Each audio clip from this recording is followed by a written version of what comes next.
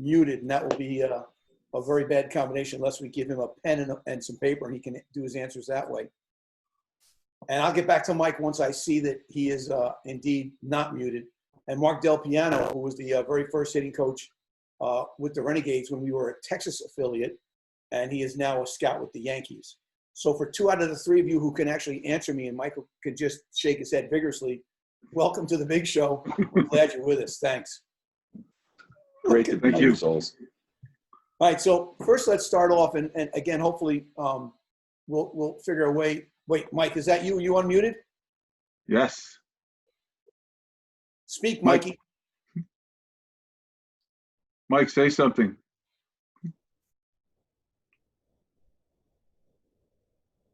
Oh, he just went right He again. muted himself again. So we can't be blamed for that one. It's always the left-handed guys. They never have it right.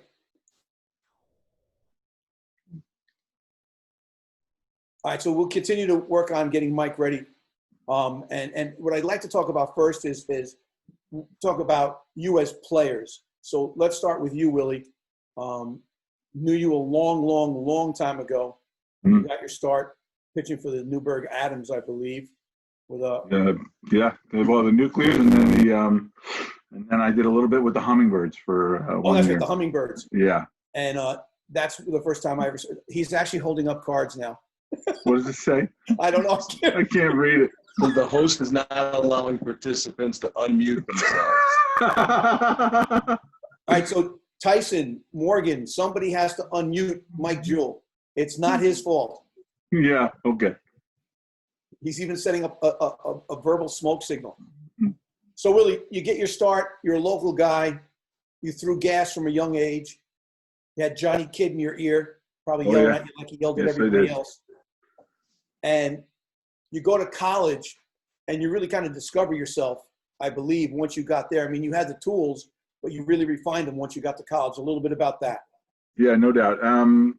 I threw, nowadays it's not hard, but, I was probably 86, 87 in high school. And then when I went to college at Concordia, I gained almost 30 pounds my freshman year and picked up almost 5 miles an hour.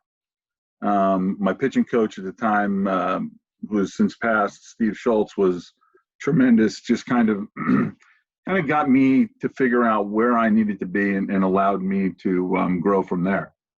It was a great experience, the 3 years that I spent there, and learned a lot. It was a great time. So once you pitch in college, you get the opportunity that everybody wants, every little boy that starts playing the game wants, is the opportunity to be drafted as a professional. Give me that journey. Yeah, so my sophomore year in college, I was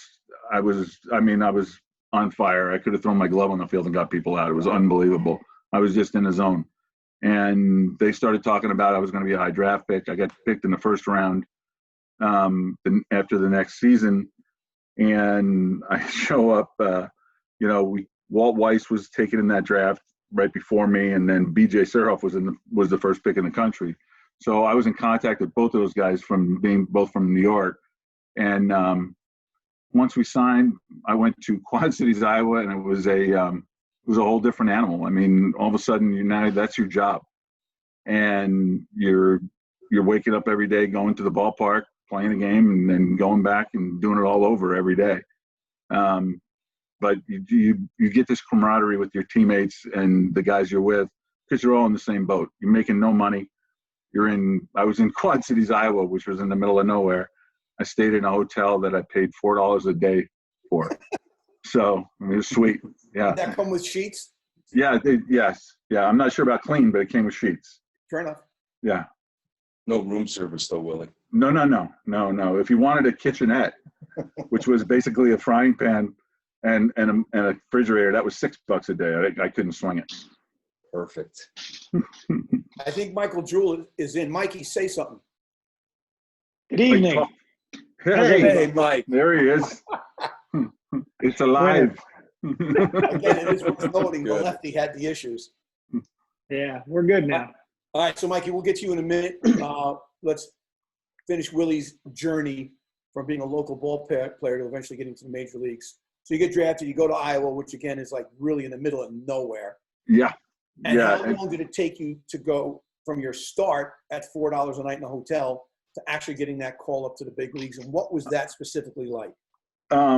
So the next year I went home after the season and I went to instructional league and I came home. I was fortunate enough because I was the first round draft pick. I got to go to Major League Spring Training and those guys were great. I mean, you sat there and you watched how these guys got ready and it was amazing to me because it gave me a barometer where I needed to be and where I needed to go.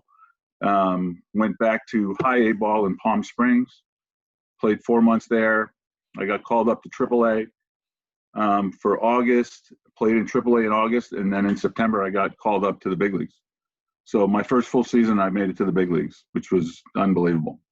So, I've asked all the guys on this program over the last couple of weeks, what's it like walking into the first major league clubhouse? What was it like? It's pretty intimidating, to be honest with you. The team that I walked on, it was the '86 Angels, so that was the team that got beat by the Red Sox. That the Red Sox later got beat by the Mets for the World Series. So, I mean, Reggie Jackson was on that team, Bob Boone, Bobby Gridge. I mean, a bunch of veteran guys, John Candelaria, Don Sutton. So you just kind of walked in and kept your mouth shut, and hopefully they didn't say too much to you because it usually wasn't a good thing. So how much did you actually participate? Because I've got to assume you didn't make the playoff rosters. No. I participated for 4 2/3 innings is what I participated for. I had one start, and then that was it. And then they were getting ready for the playoffs, so that was it for me. But it was still just a great experience because I was there when they clinched, so that was a whole different animal. People jumping off the screens and onto the field was crazy. It was a good time. First major league hitter you faced? Brett Butler in Cleveland, which was Cleveland at the time was the old stadium, sat 104,000 and there was 5,000 people there. I could literally hear them talking about what they had for lunch on the field when I was on the mound. They were talking about what people were eating for lunch, and I'm like, we're trying to play a game here. Can you just keep it down, please? And it was unbelievable, so big and just empty, but it was a great experience. And how'd you do? I gave up 3 runs. We wound up playing 14 innings. We won in the 14th inning. First major league strikeout? Mel Hall. All right, so what was your first major league win? I assume the next year. Next year, yeah, I pitched against. I came in relief against Oakland in Oakland, and that was 90. That was 87. So that was the Bash brothers and all those guys were there. But I came in relief, pitched 2 innings in relief against them, and picked up a win. And even though I know the answer to this question, what were your primary pitches? Fastball, slider, and forkball. And you pretty much threw 92, 93, right? Yep. Topped out at 95, sat in the 92, 93 range. Which again, today is nothing. Yeah. Yeah. But I also don't think that the guns were the same back then, to be honest with you. I think that they used the ray gun when I was playing in the beginning. So it was the old suitcase and the guy with they carried around the big suitcase and they hooked that up and you saw all those ray guns out there with the cord attached. Exactly. So how many years were you lucky enough to pitch in the major leagues? I got almost 7 years in the big leagues, 6 years total plus a little bit more. And then I got 3 years in Japan, which was great. So just very fortunate. You got to have WA. Yeah. That is a much different ball game than ours. It is. They play a little ball game. It's a little more fundamental, but and the power guys are the Americans that are over there. It's not the too many, except for like Matsui. That's who when my first year over there, we played in the Japan World Series against Matsui's team. So Ichiro was on my team. So Taguchi was on my team. Hasegawa was on my team. So we beat them in the Japan Series my first season. Ichiro. Is it true that he throws 95 plus if he wanted to pitch? He's a freak, right? A complete freak? Yep. Could hit for power, could do everything he wanted to do. He said, after we won the Japan Series, the next spring we were sitting stretching and he asked me if I thought he could play over here. And I said, yes. He said, I just have one more thing to do. And I said, what's that? He goes, set the consecutive at-bats without striking out record. And I asked him, what, because I have no idea what that could possibly be. And he said it was 208 and he went 214 consecutive at bats without striking out. Now, again, That all the year. guys on this Mark, Yeah. Mike, you know that's ridiculous. I don't care what league it is. If you can go 214 at bats without striking out, that's absurd. There's guys that punch out that many times in one season. Exactly. Yeah. Well, dude, there are guys with 270 and punch out 200. So that is absurd. But everything I've ever read about Ichiro is that he's a complete freak, a nice guy, but there's not a single thing he doesn't do well. Nope. Yeah, he is that guy. But you know what? To his credit, he works at it. It's not like he just shows up. I mean, you know, when Mark and I were with the Marlins, I mean, we saw it live. I mean, this guy day off? No days off for him. He's coming in, working on stuff, doing things. You know, with the hitting coach had to come in every day for workout so he could hit. So there's, you know, it comes with work. It just doesn't. He didn't just show up and automatically he was good. He worked his butt off. Sometimes He's got a lot of pride, that guy. Yeah. Yeah, sometimes it's a hard thing to teach kids, no matter what the level is that they see guys in the major leagues, they don't see the preparation that goes into what they do on a daily basis, or all the stuff they had to do as minor leaguers on a daily basis just to get what they say, they wake up, they take a little batting practice, and then they play a game, and it is nothing like that whatsoever. No, If Mark you're- knows that better than anybody because as the farm director, he saw it live and in person with several different organizations. And, you know, those guys are easy to pick out. The guys that want to work, you root for those guys. Those are the guys you think should make it. All right, Willie, we're going to give you a few minutes off while we talk to Mark and Mike. Let's go to Mark first. Mark, being that we haven't been friends for years like Willie and Mike, I know these guys. I know you as our first hitting coach, and you were a great guy, always willing to help. You're the only scout ever that gave me a homework assignment. I was happy to fill it. Where you said, you may not remember it based on the look you just had, but you said to me once when you were on the road, you said that that there are two kids at Marlboro High School that are potential first-round draft picks, and I kind of laughed at you. Like, if there was, I would know about it. You said, "Can you just go look?" So I went to the game, and it was Bell and D. Dermel Brown. Dermel Brown. Darnell Brown, yeah. Mm-hmm. And dude, Bell is throwing 95 miles an hour, hits a home run in the game, and Dermel Brown ran like an NFL safety. And I remember the next time I saw you when you guys got off the road, I went, "Oh my God, can those guys play?" Jamal Brown. Yeah, they were ridiculous, absolute freaks. Yeah, they So were. I felt very important sitting there, but next to me was probably another good 40 scouts with their chairs and their guns and their pads. But I felt important for one afternoon because you gave me a homework assignment. So you're the hitting coach on the very first ever Renegades team. Right. What was the journey to get you to there as a player and then as a coach? How did you get to us in 1994? Well, I grew up in Auburn, New York. We call it upstate. You guys, it's probably central New York to you guys. But after high school, I went to junior college in Florida. Went to the University of Tennessee from there. Got exposed to good baseball. And when I left Auburn, we played maybe 40 games a year between high school and summer ball.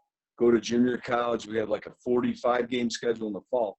And it was unlimited in the spring. I think we had like 78 games. So my game really took off. Went to Tennessee, signed out of there with Cleveland. Got 2 years with Cleveland, released, picked up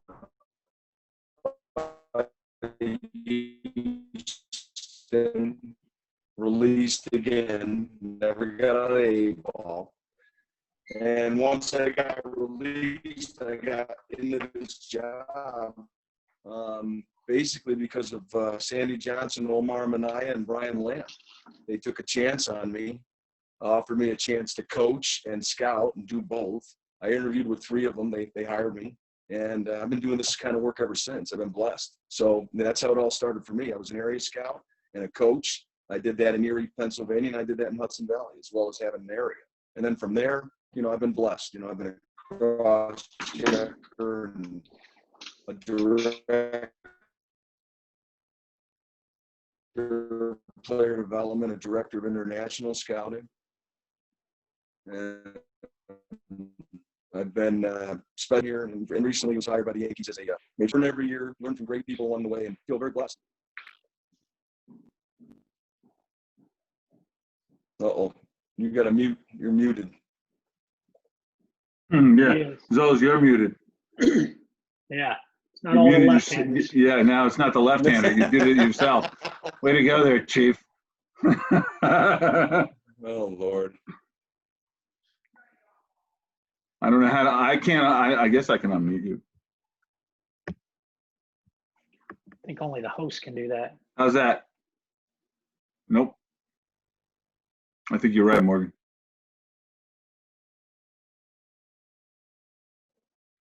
What have you done?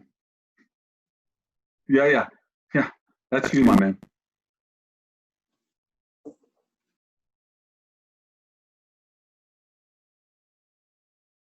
So, Delp, you want to take over as the host? You want me to MC this thing, Souls?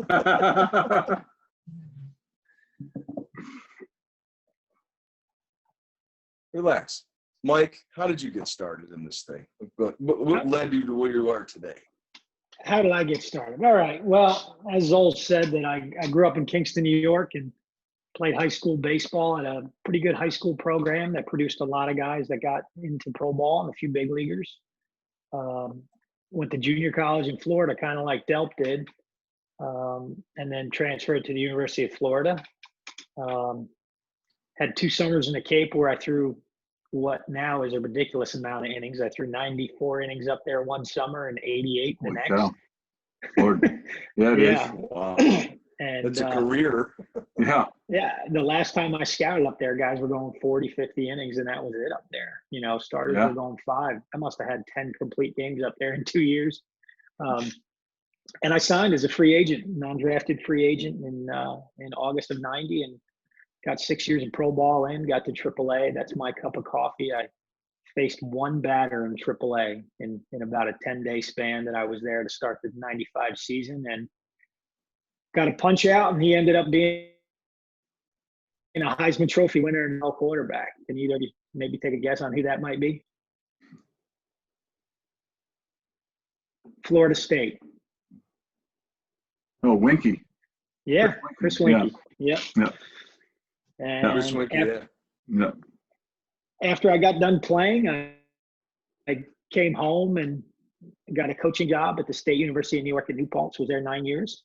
Moved down here to the Charlotte area and coached at Wingate for 1 year and sent out my resume to 30 clubs. And finally somebody took a chance on me with the Cardinals, and been in scouting ever since. 14 years, got a few years on the amateur side and a bunch on the pro side.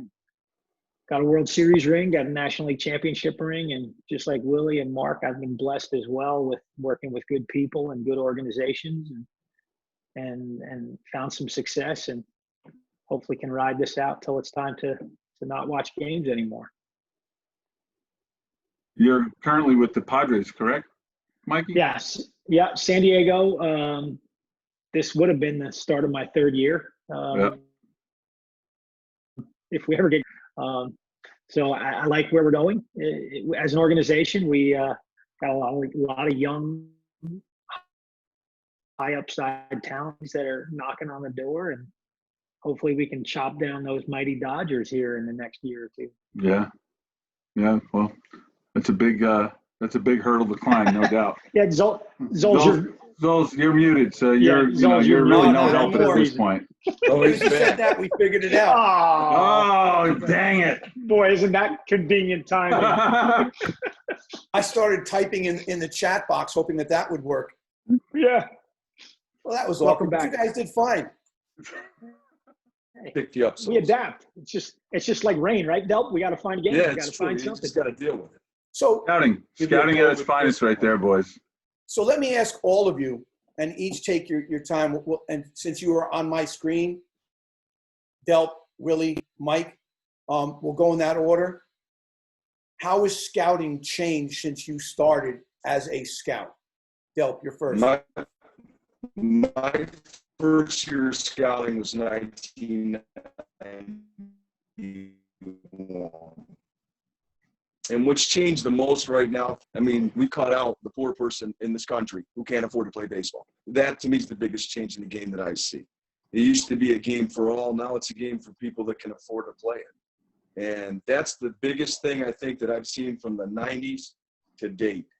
And I hope that we can fix that moving forward, because I think there's some great athletes, potentially great players that aren't going to get the opportunity, because we got to get free baseball back. I'm a big believer in that. We get free baseball back, our game's going to take off in a far better direction. It's going to reach the masses. That's the difference I see, Souls. All right, Willie?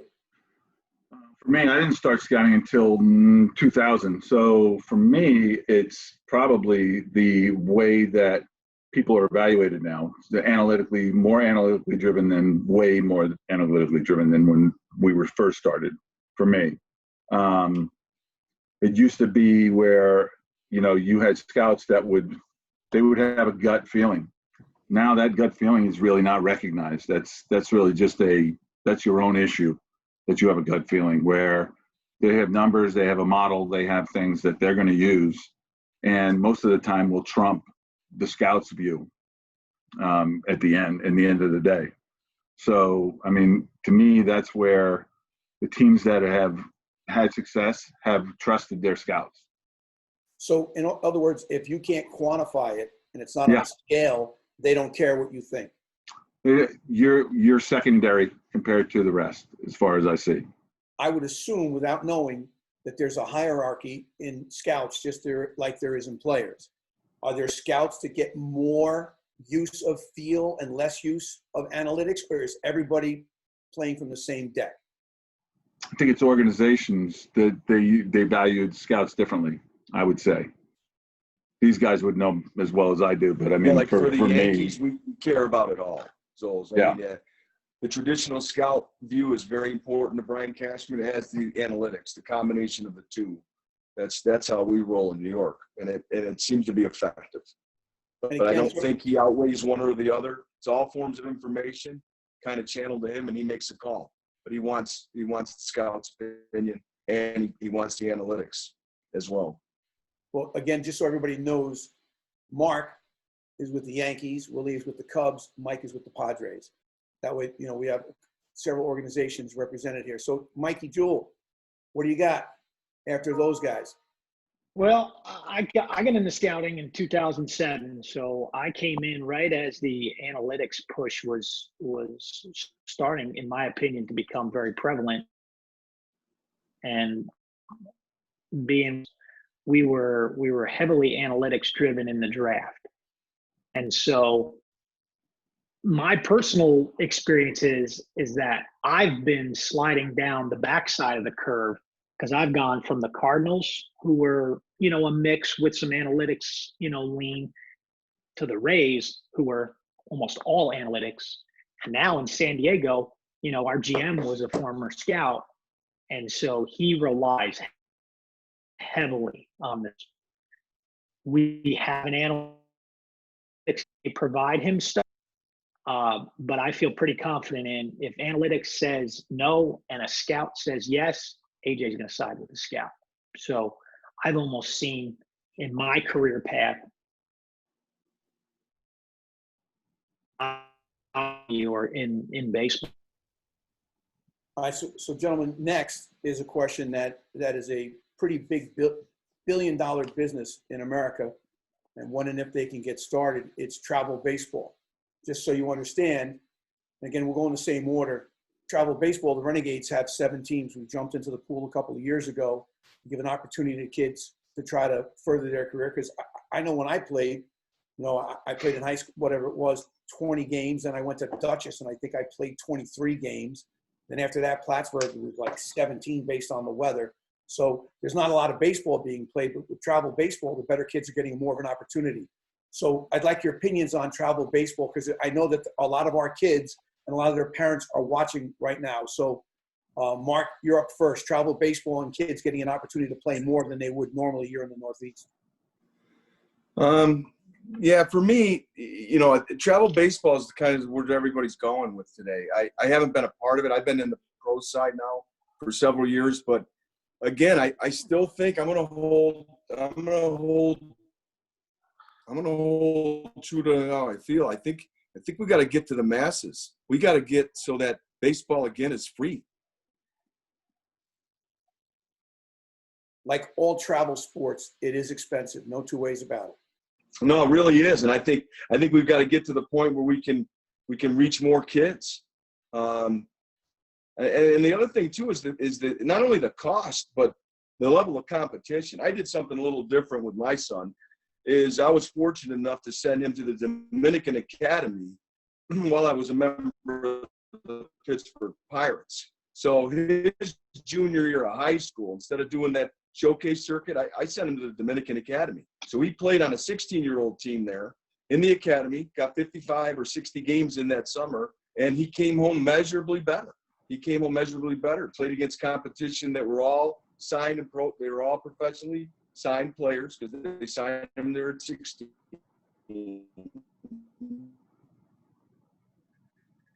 And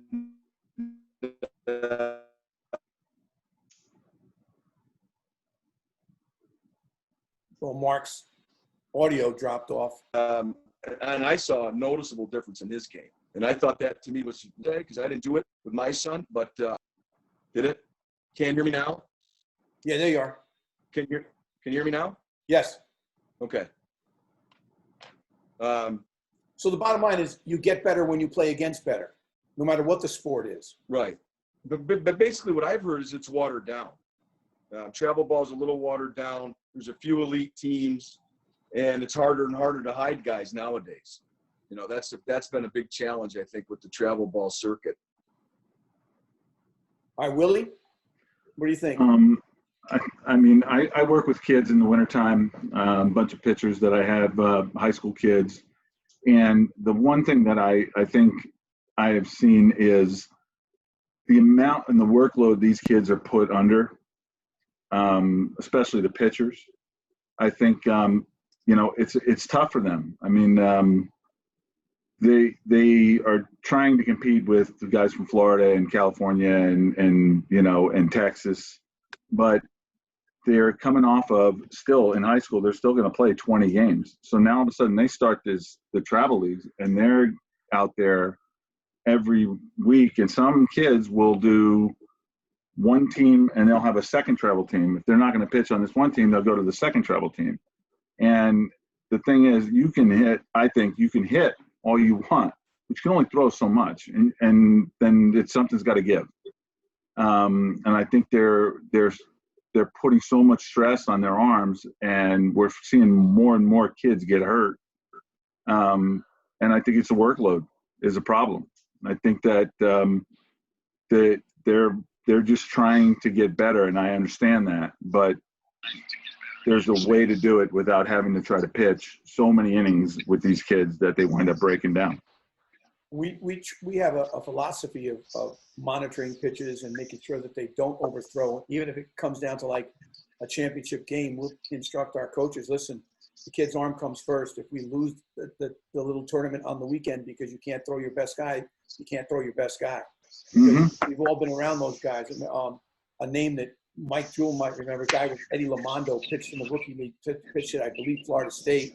He went to the College World Series, and they just abused the hell out of his left-handed arm. And he was filthy, and his arm just completely blew up because they kept going to him in the College World Series. And, that's what happens on that level all too often. But I think now even that's changed a little bit, hasn't it? Yeah, I think that they have done a better job of trying to control the pitches and trying to control. But if you have a kid that's a pitcher and now all of a sudden he pitches and now you throw him at short, that's going to be a little more taxing than putting him at first or putting him in the outfield where he doesn't have to make that many throws, where you put him at short. And, we all know that the better players are going to wind up being the middle infielders and they're going to play short. So, it's just tough growing up as a younger kid because there's so many options now, where when we grew up, there was one place to play and that was it. Now these kids have so many chances. You know, Right. it's also weird in our market, and Mike, I'll hit you next. In our market, when we all played in the rookie league, you had the rookie league, the Twilight League, and the Amenia League. And in any given summer back in those days, not to pitch, you could play 70 games in the Northeast. Now, the rookie league's not around anymore because when all of us old guys decided to hang it up, you know, Wall Raven and all those guys, Yep. that's gone. The Twilight League is gone and Amenia's gone, and they have a couple of adult leagues, but it's not the same. So even as you get out of college, the opportunity to compete has completely diminished from when we had the opportunity to do that locally. Oh, no doubt. No doubt. Yeah. I mean, that's totally gone, all of that stuff. And that was cool, you know, being younger and then coming up and those guys taught you what was right and wrong before you got there. And you better listen to Johnny Kidd or else. Yeah. Kevin Leahy. Yep. All right. Mike Juhl, travel baseball. I like whenever travel baseball started, the concept you know, correct me if the concept was fabulous. You know, the idea of bringing better kids together to play better competition. Well, when people started realizing they could generate revenue from it, there became a problem.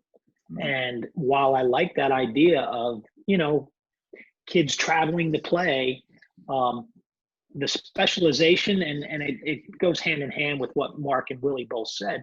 When we have these kids now that are specializing, right? And they're not doing anything else, and they're playing 130 games over the course of a spring, summer, and fall season, and then all winter they're in, you know, the hitting facility and they're getting lessons and everything else, you know. Big fan of Urban Meyer when he said, "Hey, I want to recruit athletes. You know, I want to recruit guys that can dunk a basketball and, you know, play hockey and can, you know, be a wide receiver." I was only an amateur scout for 3 years, but in the wintertime, I went and watched kids play basketball because I thought it would to see how they would maybe play on a team where they weren't the best player.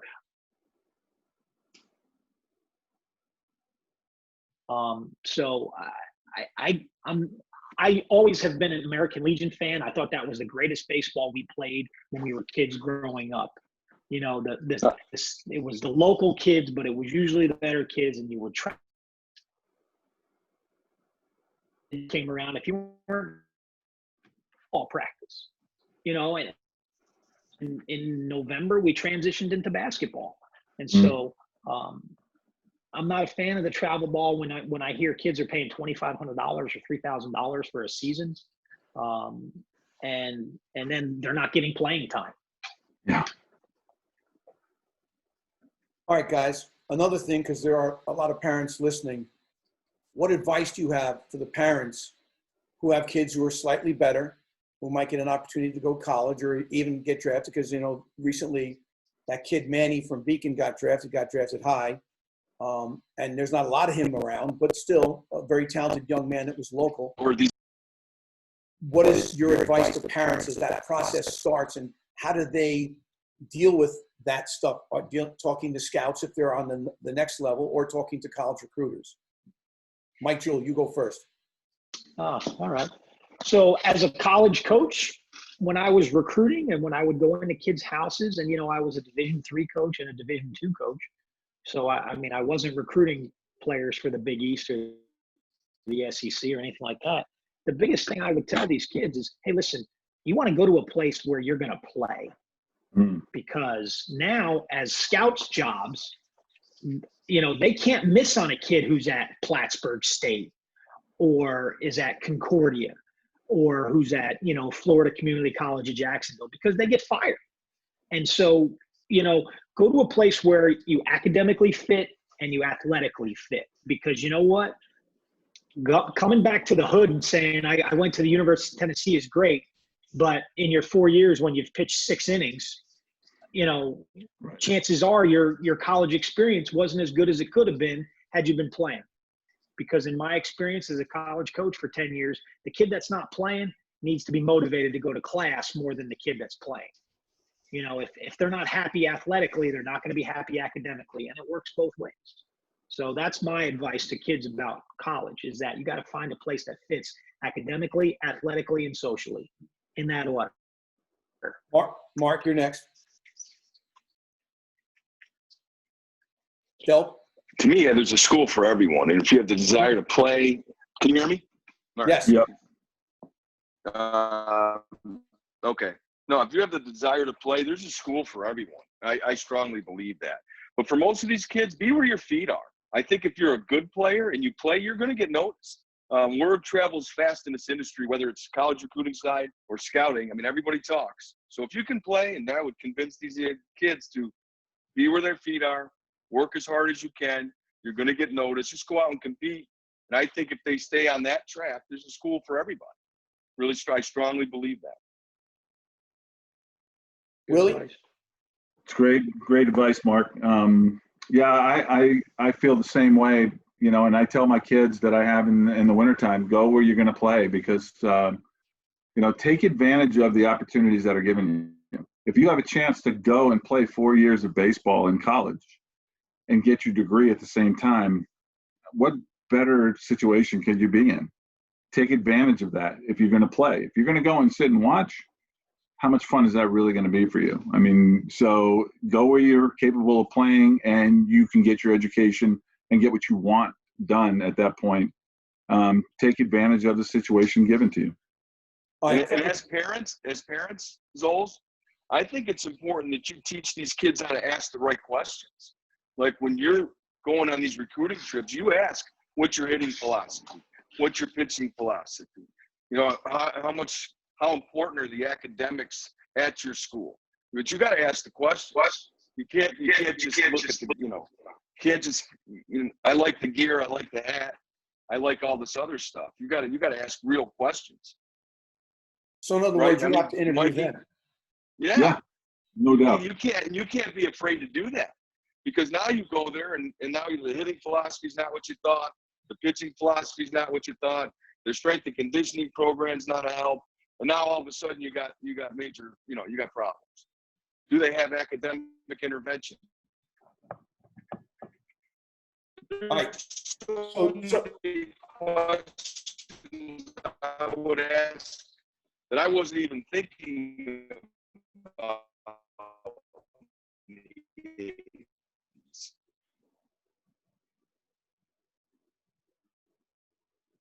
All right, so we'll wrap it up with a couple of quick questions and get you guys on your way. Again, I appreciate your time. We got Willie Fraser, Mike Juhl, Marc DelPiano with the Cubs, the Padres, and the Yankees. There's a question for Mike. Mike Benefro pitched for the Renegades either the first or the second year. His nickname was the Vulture, but I believe he's a scout with the Padres. Have you run into him?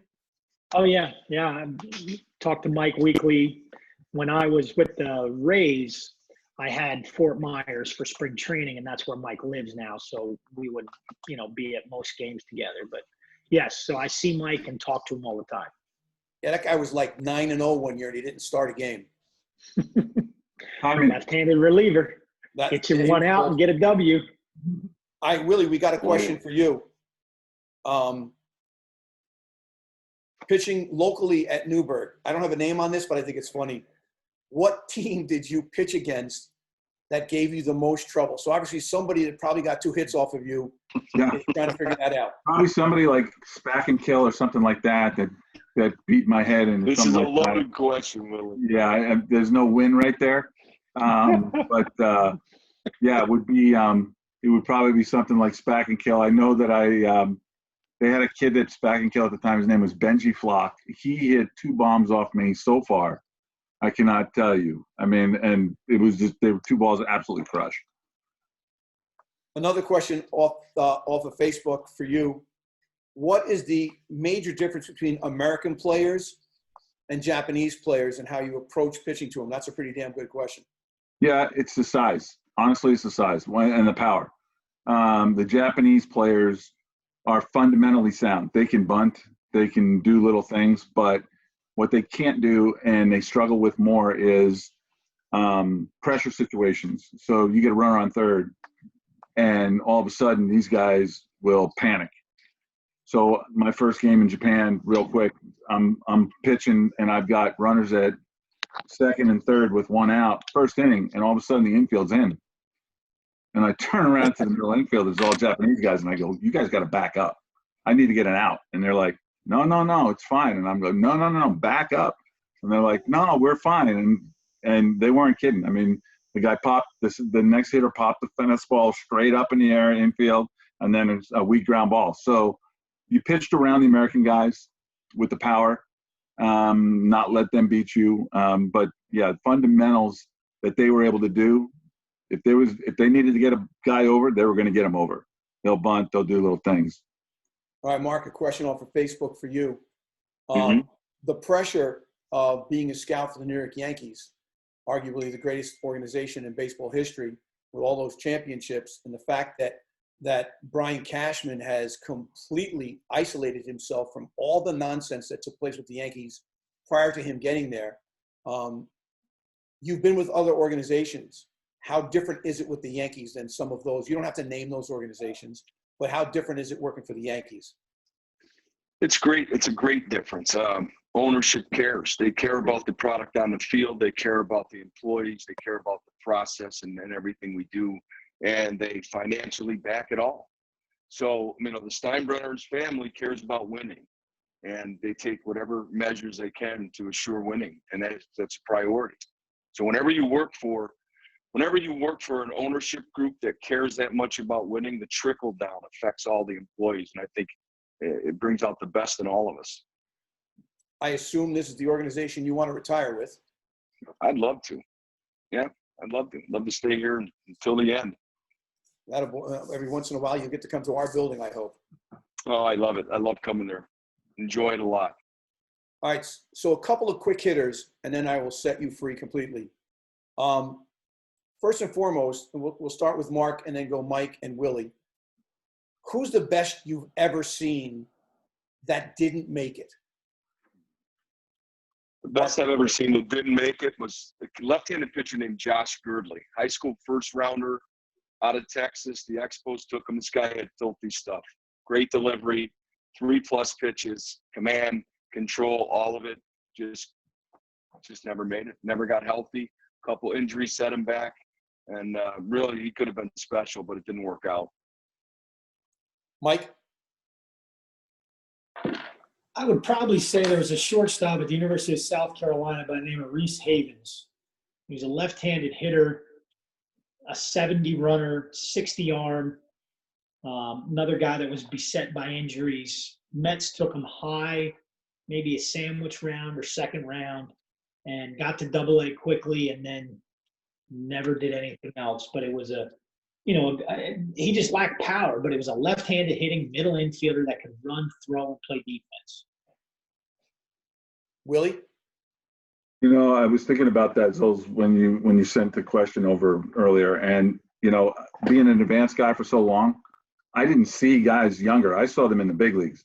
Now, there were guys that were in the big leagues that didn't stay in the big leagues that I thought were, these guys should have stayed. They showed up. They had a talent. They had some ability. But, the guys, the younger guys, I didn't start watching the younger guys until 3 years ago. So I was watching the big leagues for the first, I don't know how many years. That was my job, to stay in front of the major league club. All right, this will be the last question for everybody. And again, I appreciate your time. And we'll start with Mikey first.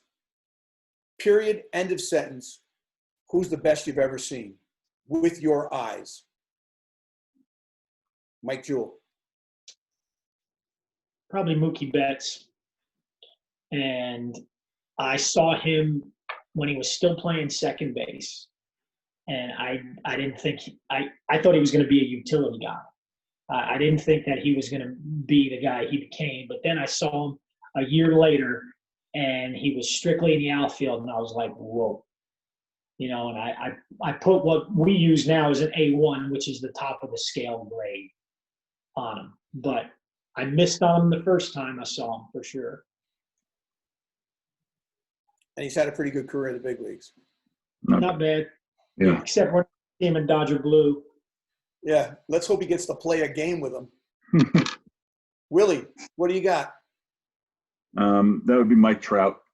I saw Mike. I was working for the Angels. I was the advanced guy, and they wanted me to go see some of the organization. So I saw Mike Trout in Double-A, and the things that this kid could do then were amazing. The way he hit, the way he ran the bases, that was an easy one. I mean, you weren't going to make a mistake with him.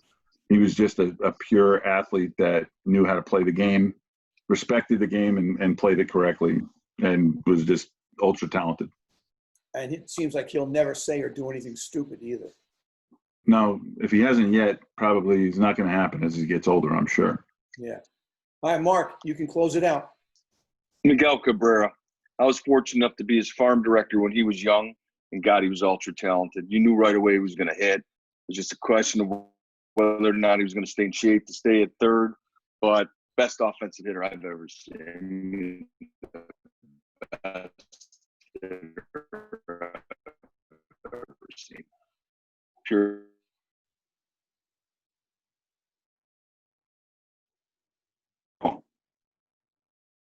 Can you hear me? Now, And now, Okay, Miguel Cabrera for me was the best. I was fortunate enough to be his farm director. I had him at a young and